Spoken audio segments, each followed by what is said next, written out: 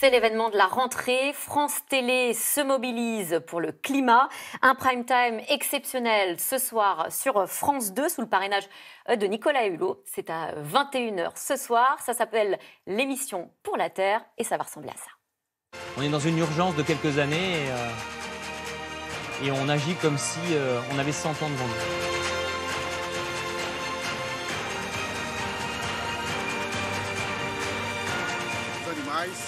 Morrem, monte de coisas. A floresta é o pulmão do ar que nós respiramos. Un rendez-vous unique consacré à l'urgence écologique et vous allez en faire partie de cette soirée. Jamie Gourmaud, bonjour. Bonjour Mélanie. Vous êtes journaliste, les fans de science vous connaissent bien puisque ça fait plus de 25 ans que vous nous donnez l'impression de tout comprendre aux concepts les plus obscurs. Ce soir avec vous, on va parcourir la planète bien sûr, mais aussi parler écologie du quotidien avec tous ces petits gestes décisifs pour notre avenir. L'émission va mettre en avant 10 réflexes qu'on peut tous avoir, vous, moi, les téléspectateurs.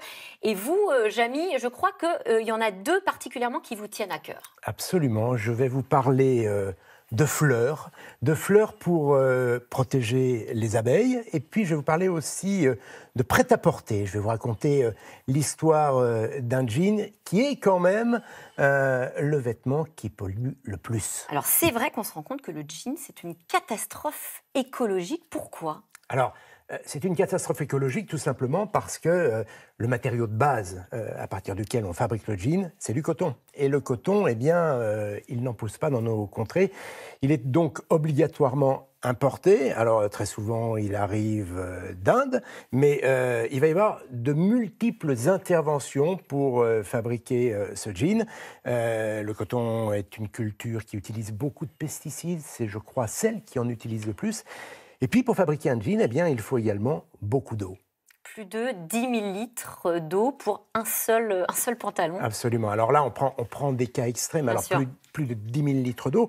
Et quand on compte tous ces allers-retours que va faire le jean et les différents éléments qui vont le composer, la fermeture éclair, les boutons, les rivets, tout ça, un jean arrive à parcourir plusieurs dizaines de milliers de kilomètres avant d'arriver sur l'étagère de la boutique de prêt-à-porter. Oui, et alors juste avant de prendre l'antenne, là, vous me disiez, ça fait plus d'une fois le tour de la Terre, c'est ça ? Une fois et demie le tour de la Terre. Alors, pas tous. Bien sûr, justement, est-ce qu'on peut faire autrement ? Je vois que vous avez un jean, Jamie. Oui, je porte un jean. Mais alors, c'est pas bien ça ? Absolument. C'est pas du tout écolo comme geste ? Je n'ai pas trop le droit de donner de marque. Je peux simplement vous dire que celui-ci a fait moins de 1083 km. Donc ça existe. Pourquoi je vous dis moins de 1083 km ? Parce que c'est la distance, la plus longue distance qui, en France, sépare deux villes. Et donc, ce jean a été entièrement fabriqué en France, sauf le coton, bien sûr, qui a été importé. Donc ça fait partie des petits gestes qui sauvent, qui seront proposés ce soir. On cible mieux ses vêtements, par exemple. Absolument. Mais ce qui est très important dans cette histoire, je crois, c'est de comprendre.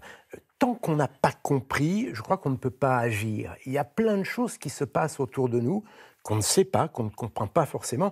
Et tout l'intérêt d'une émission comme celle-ci, c'est de sensibiliser, mais de sensibiliser à travers la compréhension. Moi, je crois que la compréhension va générer chez chacun d'entre nous une réaction. Un réflexe, en fait. Parce qu'il ne s'agit pas de faire les choses sous la contrainte. Il s'agit de les faire par réflexe et d'aller chercher un petit peu de plaisir là-dedans. Moi, je vous promets que la première fois que j'ai acheté un jean comme celui-ci, je me suis fait plaisir. Voilà, ce n'a pas été une contrainte, ça a été un moment de plaisir. Justement, vous parlez de compréhension. Vous, ça fait 25 ans que vous décryptez des phénomènes scientifiques. Est-ce que ça vous a aidé aussi à ouvrir les yeux ? Ah, mais complètement.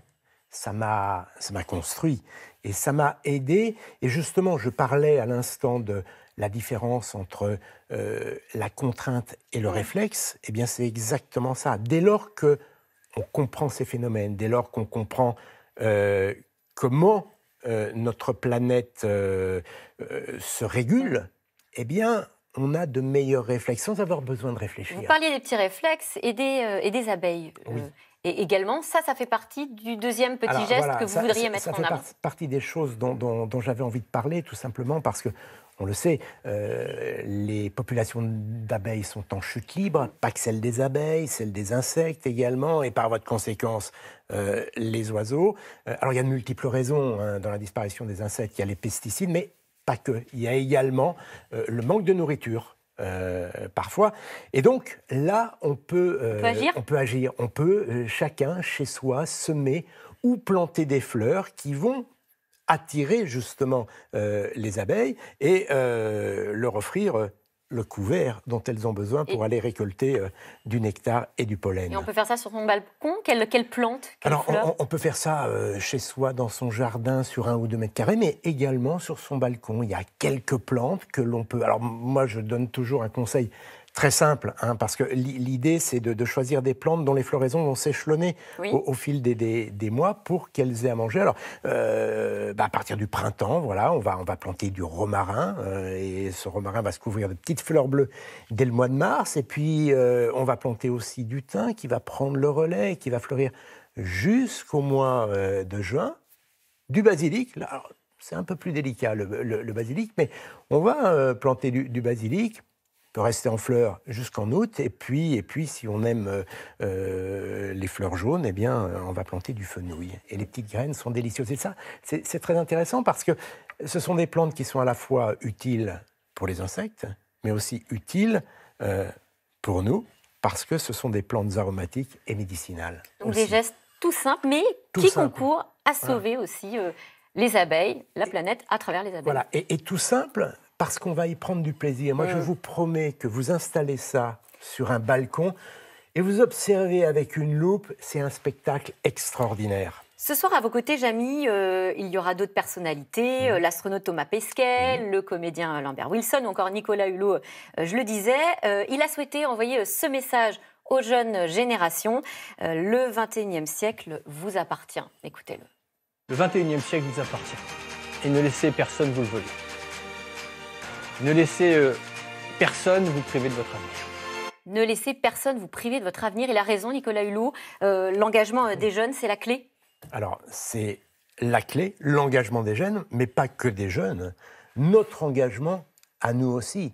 Aujourd'hui, les jeunes se font entendre, ils poussent un cri qui parfois dérange. Pourquoi il dérange, ce Vous cri ? faites écho à l'égérie, Oui. la jeune égérie Greta Thunberg. Voilà, mais pourquoi il dérange, ce cri ? Tout simplement parce qu'elle dit des choses que l'on sait déjà, mais pour lesquelles on n'a rien fait. C'est pour cette raison que ce cri dérange. Et puis, c'est un cri d'adolescent, d'adolescente. Et comme tous les cris d'adolescente, eh bien, il a une forme un peu obsessionnelle. Elle ne lâchera pas. Eh bien, on doit en profiter, nous, adultes. On doit profiter de ce cri parce que ça doit nous tenir et ça va nous tenir en éveil. Alors ensuite, il faut trouver les solutions. Bien sûr. Est-ce que vous comprenez la crispation parfois que ça a pu générer parce que, je ne sais pas, certains disent qu'elle démoralise les troupes ou qu'elle a un discours trop catastrophiste. Écoutez, il peut y avoir des problèmes de compréhension. Mais je crois qu'aujourd'hui, l'urgence est assez importante pour que,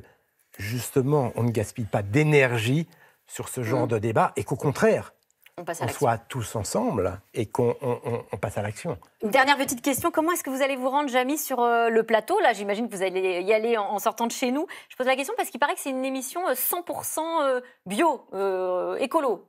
Absolument. Donc vous n'alliez pas en voiture ? Eh ben non, je vais y aller. Je vais y aller en taxi, mais dans une voiture électrique. Voiture électrique. Voilà. J'ai aussi entendu dire que les décors seraient recyclables, qu'il n'y avait pas de je suis allé faire un tour sur le plateau tout à l'heure. Il est très très beau. Il y a des plantes. Une partie du décor est en bois, en liège.